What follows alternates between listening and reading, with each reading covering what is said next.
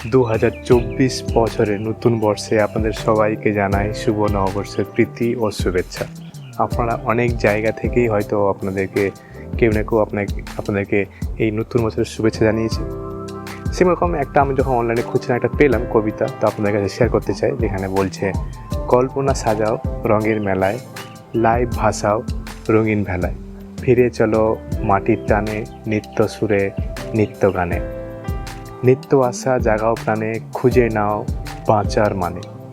সবাইকে নতুন বছরের অনেক অনেক শুভেচ্ছা।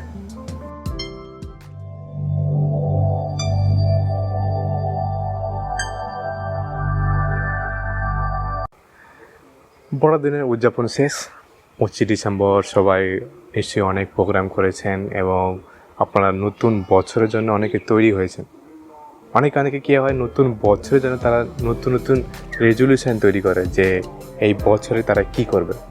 তো যদি আমরা দেখি এদের মধ্যে যারা খ্রিস্ট বিশ্বাসী নয়, কিংবা খ্রিস্ট বিশ্বাসী অনেকেই আছে যারা এইসব রেজলিউশন করে, তাদের যদি আমরা যদি উদাহরণ দেই, তো সেরকমই হবে যে অনেকে চায় তাদের বয়স, তাদের যে ওয়েট বেড়ে গেছে, তাদের ওয়েট কমানোর জন্য, ওজন কমানোর জন্য চেষ্টা করছে। কেউ আছে যারা চাই যে সব কিছু জিনিস এলোটপালট করে রাখে, তারা অর্গানাইজ করে রাখবে। কেউ হয়তো তাদের নতুন কোনো স্কিল শিখতে চায়, হয়তো কোনো পিয়ানো হতে পারে, গিটার হতে পারে, হারমোনিয়াম, তবলা বা কিছু জিনিস যেগুলো শিখতে চায়। অনেকে আছে যারা বলতে চায় যে আমি আমার জীবনটাকে ভালো করে বুঝতে চাই, অতিবাহিত করতে চাই, এমন হতে পারে। অনেকে আছে যারা টাকা বাঁচাতে চায়, যে টাকা একটু সেভ করতে হবে ফিউচারের জন্য। অনেকে আছে যারা ধূম্রপান কিংবা অ্যালকোহল কমানোর চেষ্টা করছে। অনেকে আছে যারা বলছে যে অনেক হয়েছে, এবার পরিবারের সাথে অনেক সময় দেবো এই বছর। অনেকেই বলে যারা বাইরে অনেক ঘুরতে যাব, আর অনেকে বলে যারা পড়াশোনা করবে। তো এরকম অনেক রেজলিউশন অনেকে করে যে আমি এই বছরে এই জিনিসগুলো করব। হয়তো আমি করতে পারিনি আগে, কিন্তু আমি এখন করব এই জিনিসটা। কিন্তু আমরা দেখি যে দৃঢ় সংকল্পের সাথে এরা একটা কনফিডেন্স নিয়ে সব জায়গায় অ্যানাউন্স করে, কিংবা বলে অনেকে যে আমি এই বছরে এইটা করব। অনেকে হয়তো সোশ্যাল মিডিয়াতে পোস্ট করে, অনেকে চার্চে গিয়েও বলে। তো তাদের মধ্যে অনেকেই কি বলতে গেলে খুবই কম মানুষ থাকে যারা এই রেজলিউশন যারা রাখে এবং তারা করতে পারে, এবং বছর শেষে যখন দেখা যায় সত্যি তারা যেটা জিনিসটা বলেছিল সেই জিনিসটা করতে পেরেছে। তো আজকে আমরা জানবো স্পেসিফিকলি 3টে কারণ, যে 3টে কী কারণের জন্য মানুষ সেই যে রেজলিউশন নেয়, যে বছরের রেজলিউশন যে আমরা এই জিনিসগুলো পরিবর্তন করব, খারাপ থেকে ভালোতে আসবো। তো যখন খারাপ থেকে ভালোতে আসে, তার 3টে কারণ হয় মিনিমাম। আমরা দেখব আরও অনেক কিছু আছে, আমরা 3টে মেন কারণ দেখব যে যেই কারণে তারা এই রেজলিউশন পূরণ করতে পারে না। চলুন এটা জানার আগে আমরা প্রার্থনা করি। মহেন্দ্র, আপনাকে ধন্যবাদ জানাই এই সুন্দর সময়ের জন্য। আপনাকে ধন্যবাদ জানাই, আপনি যা কিছু করেছেন এবং যা কিছু ভাবছেন আমাদের জন্য সমস্ত কিছু ভালো, এবং বিশ্বাস করি পিতা আপনি আমাদেরকে ব্যবহার করবেন। আজকে যে আমরা ডিসকাস করবো নতুন বছর রেজলিউশনের জন্য, আপনি আমাদেরকে ব্যবহার করবেন এবং আপনি আমাদের সেই শিক্ষা দেবেন যাতে আমরা বুঝতে পারি এবং সেই হিসাবে চলতে পারি। কারণ প্রার্থনা যিশুর নামে চাই, আমি। তো সেই কারণের মধ্যে যে প্রথম কারণটা, সেটা মাংস বা আমাদের দেহ, বা যদি ভালো করে বলতে চাই তাহলে সেটা হবে যে আমাদের পাপী প্রকৃতি, যে পাপ। অ্যাকচুয়ালি পৌল এই বিষয়ে আরও ভালো করে বর্ণনা করেছে, এই শক্তির বিষয়ে, যে অ্যাকচুয়ালি আমাদের যে শরীর সেটা কিভাবে আমাদেরকেই ভুল পথে নিয়ে যেতে চায়। যদি আমরা দেখি সেখানে বলে, হয়তো আমরা যদি বাইবেল দেখি সেখানে পৌল বলছে, যেহেতু আমি জানি যে আমাতে, অর্থাৎ আমার মাংসে উত্তম কিছু বাস করে না। আমার ইচ্ছা উপস্থিত বটে, কিন্তু উত্তম ক্রিয়া সাধন উপস্থিত নয়।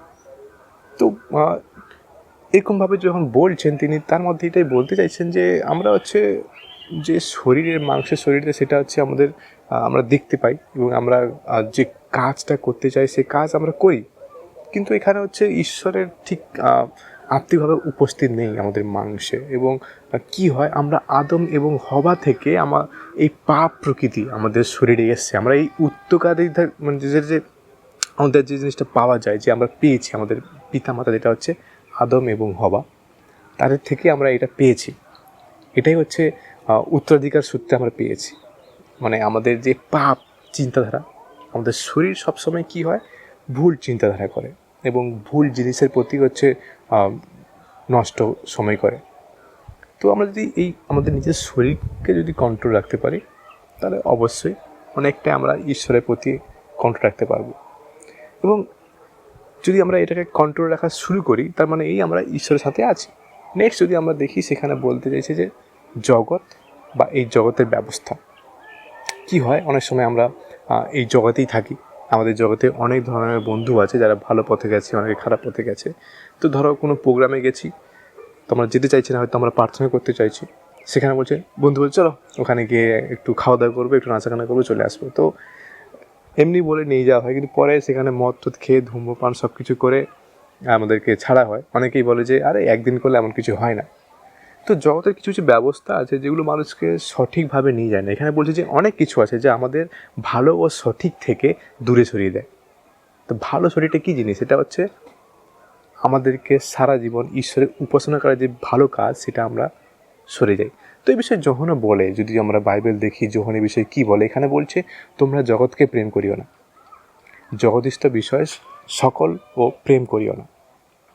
কেহ যদি জগৎকে প্রেম করে, তবে পিতার প্রেম তাহার অন্তরে নাই। কেননা জগতে যে কিছু আছে, মাংসের অভিলাষ, চক্ষুর অভিলাষ ও জীবিকার দর্প, এ সকল পিতা হইতে নয়, কিন্তু জগৎ হইতে হইয়াছে। আর জগৎ ও তাহার অভিলাষ বইয়া যাইতেছে, কিন্তু যে ব্যক্তি ঈশ্বরের ইচ্ছা পালন করে, সে অনন্তকাল স্থায়ী। এখানে মানে এই জিনিসটা বলতে চাই, পৃথিবী যখন বানানো হয়েছিল সেই থেকে এখনও পর্যন্ত সেই একই জিনিসই আছে। ধরো কারুর অনেক জমি জমা ছিল, এখন তার নেই, সে মারা গেছে, তার জায়গায় অন্য কেউ এসছে। তো পৃথিবীর জিনিসপত্র সব কিছু সেম আছে, মানুষ আসছে আর চলে যাচ্ছে। আজকে আমার কাছে অনেক জমি জমা আছে, কিছুদিন পর আমার কাছে থাকবে না, সেটা অন্য কারো হয়ে যাবে। জমিটা জমিই থাকছে, কিন্তু তার মালিকানা অন্য কেউ হচ্ছে। সেরকমই যদি আমাদের কাছে অনেক কিছু সোনা গয়না থাকে, অনেক কিছু জিনিস থাকে, তো আমরা যদি জগতের দিকে যদি বেশি করে ভ্যালু দেই, তো জগৎটাই হারিয়ে যাবে। এই জগৎটা তো আর পার্মানেন্ট নয়, আর এটা তো ঈশ্বরের কাছ থেকে আসেনি যে আমরা এই বিষয়ে বেশি ফোকাস করি। তো প্রথম হচ্ছে আমরা যদি দেখি যে আমাদের শরীর, যে আমাদের নিজেদেরই কি ধোঁকা দেয়, যেটা থেকে আমাদের শরীরকে কন্ট্রোল করা উচিত, আমাদের প্রাণ প্রকৃতি কন্ট্রোল করা উচিত। সেখানে হচ্ছে এই জগৎ, এই জগৎ থেকে আমাদেরকে জগতের যে ব্যবস্থা, জগতের যে খারাপ দিকগুলো থেকে আমাদের দূরে থাকা উচিত। যদি তৃতীয় দেখা যায়, হচ্ছে শয়তান, যেটা হচ্ছে মেন। তিনি বাস্তব, অ্যাকচুয়ালি অহংকার ও বিদ্রোহের জন্য তাকে স্বর্গ থেকে বহিষ্কার করা হয়েছিল। শুধু তাকে নয়, সে অনেক স্বর্গদূতদের 1/3 স্বর্গদূতকে ভুল পথে পরিচালিত করেছিল। সেই জন্য তাকে এবং তার স্বর্গদূতদের পুরো স্বর্গ থেকে বহিষ্কার করা হয়েছে। সেই জন্য পিতা আমাদেরকে সতর্ক করে বলেছেন এখানে যে তোমরা প্রবুদ্ধ হও, জাগিয়া থাকো, তোমাদের বিপক্ষ দিয়াবল গর্জনকারী সিংহের ন্যায় কাহাকে গ্রাস করিবে তাহার অন্বেষণ করিয়া বেড়াইতেছে। তো শয়তানও চাইছে যে ঈশ্বরের যে লোক আছে, যে ঈশ্বরের প্রতি দৌড়চ্ছে, তাকে ঈশ্বরের থেকে নিয়ে আসা। কারণ ও চাইছে ওর দলের লোক বেশি হোক।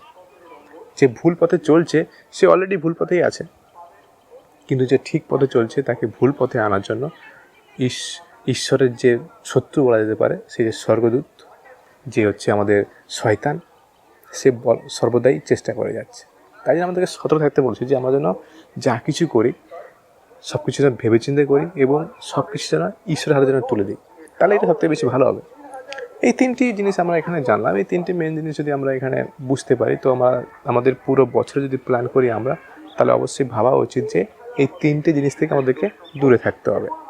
এবং এই 3টে জিনিস যদি আমরা ভালোভাবে সিদ্ধান্ত নিতে পারি এবং আমাদেরকে পরমেশ্বরের আত্মা যদি আমাদেরকে সাহায্য করে, অবশ্যই আমরা এই বিষয়ে ভালোভাবে চলতে পারবো। এবং যিশু এই বিষয়ে বলছেন, আমাদেরকে সতর্ক করে বলেছেন যে তাকে ছাড়া আমরা ভালো কিছু করতে পারি না। একবার তো যিশুই আছে। আমরা যতই বলে নিজেকে যে আমরা ভালো কিছু করছি, তো সমস্ত কিছু আমাদের পবিত্র আত্মা গাইড করছেন, এবং আমাদের চোখে হয়তো ভালো হতে পারে, কিন্তু ক্ষণে ভালো হয় না। তো সেই হিসাবে বলছেন যে যিশু বলেছেন যে তাকে ছাড়া আমরা ভালো কিছু করতে পারি না। এবং এর আগেও যদি আমরা দেখি, এই বিষয়ে বলছে যে যারা যিশুকে ছাড়া যদি কোনো ভালো কাজ করছে, বা নিজেকে বলছে যে নিজের চোখে মনে হচ্ছে ঠিক হচ্ছে এই কাজ করা, সেখানে যখন করে কোনো কাজ, তখন সে নিজেকে ঠকায় না, বরং তাদের পরিবারের জীবনেও শোক, হতাশা ও ধ্বংস নিয়ে আসে। তো এই জন্য কী হয়, আমাদের সবসময় আমরা ভাবি যে আমরা যা কিছু করছি, যা কিছু বলছি, সব কিছু ঠিক হয়, আমাদের নিজেদের চোখে ঠিক আছে, কিন্তু এটা সবসময় ঠিক হয় না। একমাত্র ঈশ্বরই আমাদেরকে সঠিক পথে নিয়ে যেতে পারেন এবং ঈশ্বর আমাদেরকে বলতে পারেন কোনটা ঠিক কোনটা ভুল। এবং প্রেরিত পৌল পাপের সাথে লড়াই করা এবং কীভাবে তা কাটিয়ে উঠতে হয় সেই সম্পর্কে লিখেছিলেন। এবং পবিত্র আত্মা আমাদের মধ্যে বাস করায়, তার কাছে আত্মসমর্পণ করার অনুমতি দিয়ে কেবল নতুন করে জন্ম নেওয়ার মাধ্যমে পাপকে জয় করা হয়। সেই বিষয়ে তিনি বলেছেন যে আমরা যদি বাইবেল দেখি সেখানে বুঝতে পাই যে আমাদের জীবনে যে আত্মা, যে ঈশ্বর আমাদের সাথে কাজ করেন আত্মার মাধ্যমে, এবং সেই আত্মা আমাদেরকে সেইভাবে নিয়ে যেতে হয় এবং জয় করতে পারি আমরা। এখন পৌল যদি দেখি সার্বভৌমভাবে বর্ণনা করেছেন যে তিনি লিখেছেন এইভাবে, যদি আমরা বাইবেল দেখি এখানে বলে, খ্রিস্টের সহিত আমি ক্রুশারোপিত হইয়াছি, আর জীবিত নই, কিন্তু খ্রিস্টই আমাদের জীবিত আছে। তো এই কথাগুলো প্রত্যেক পুরুষ ও নারী ও শিশুর জন্য সত্য, যে আমাদের যিশুর মধ্যে বাস করতে হবে। এবং ধার্মিক জীবনযাপন শুরু করার আগে আমরা যদি দেখি একজন ব্যক্তির অবশ্যই দরকার যে খ্রিস্টের মধ্যে বাস করা। বাইবেল শিক্ষা দেয় যে যিশু আপনার দুর্বলতার প্রতি সহানুভূতি জানাতে সক্ষম। তিনি জানেন যে আপনার দুর্বলতা কী এবং তিনি তাকে কীভাবে রিকভার করতে হয়, সেখান থেকে কীভাবে বেঁচে উঠতে হয় তিনি তা জানেন। এবং তিনি সব উপায়ে প্রলোভিত হয়েছেন, কারণ তিনিও আমাদেরই মতন এই পৃথিবীতে ছিলেন এবং এই পৃথিবীর সমস্ত জিনিস এক্সপিরিয়েন্স করেছেন, কিন্তু তিনি তার সত্ত্বেও তিনি পাপ মুক্ত ছিলেন। তিনি যে আমাদেরকে এই পাপ কাটিয়ে উঠতে পারবেন এমন নয়, আমরা যে এই পাপের দাসত্ব থেকে মুক্ত হতে পারবো এবং এই দাসত্ব থেকে মুক্ত করতে একমাত্র যিশুই পারবেন, তার সক্ষম তিনি। এখানে যদি আমরা বাইবেল দেখি, বাইবেল এখানে বলে যে যে কেউ পাপচরণ করে সে পাপের দাস।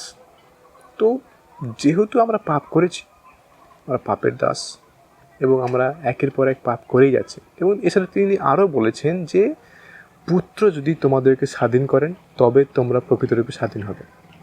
তো অলরেডি আমরা পাপের দাস এবং পাপ থেকে উদ্ধারের রাস্তা একমাত্র যিশু, এবং তিনি বলেছেন যে তিনি আমাদের স্বাধীন করবেন। তো সেই হিসাবে আমরা বারবার মনে রাখা উচিত যে নরক থেকে যে তিনি একমাত্র বাঁচাতে পারবেন সেটা নয়, এই জীবনেও যে আমরা পাপ করছি, এখনও বেঁচে আছি এবং আমরা যদি পাপ স্বীকার করি, সেই পাপ থেকেও তিনি আমাদেরকে বাঁচাতে পারেন। আমরা যদি অনুতপ্ত হই আমাদের পাপের জন্য, আমরা যদি পাপ স্বীকার করি, তিনি অবশ্যই আমাদের বিশ্বাস করেন, তিনি ন্যায়পরায়ণ, তিনি জানেন এবং তিনি তার পাপ থেকে ক্ষমা করবেন। যিশু অ্যাকচুয়ালি আরও শিখিয়েছেন এই বিষয়ে। যদি আমরা দেখি যে বাইবেল বলে, কেননা জীবনে যাইবার দ্বার সংকীর্ণ ও পথ দুর্গম, অল্প লোকই তাহা পায়।